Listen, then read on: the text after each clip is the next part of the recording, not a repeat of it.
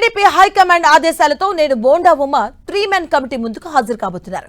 గుంటూరులో జరిగిన ముద్రగడ పద్మనాభం సంతాప సభలో బోండా ఉమ, అంబటి రాంబాబు ఒకే వేదికపై ఆత్మీయంగా మాట్లాడుకోవడం రాజకీయంగా ఇప్పుడు చర్చనీయాంశమైంది. ఈ పరిణామంపై టీడీపీ అధినేత సీఎం చంద్రబాబు తీవ్ర అసంతృప్తి వ్యక్తం చేసినట్టుగా సమాచారం.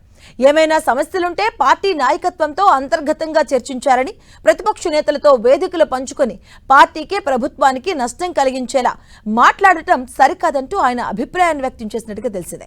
ఇక ఈ క్రమంలోనే బోండా ఉమను పార్టీ కేంద్ర కార్యాలయానికి పిలిచి వివరణ తీసుకోవాలని రాష్ట్ర అధ్యక్షుడు పల్లా శ్రీనివాసరావు, మంత్రి నిమ్మల రామానాయుడిని చంద్రబాబు ఆదేశించారు.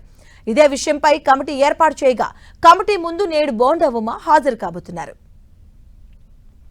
పార్టీకి ఇబ్బంది కలిగించేలా తాను ఎలాంటి వ్యాఖ్యలు చేయలేదంటూ బోండా ఉమ స్పష్టం చేశారు. తనేంటో అధినేత చంద్రబాబుకు తెలుసన్న ఆయన పార్టీ అంటే ఏంటో తనకు తెలుసునని చెప్పుకొచ్చారు. పార్టీ ఆదేశాల మేరకు కమిటీ ముందు హాజరై అన్ని విషయాలపై పూర్తి వివరణ ఇస్తానని తెలియజేశారు.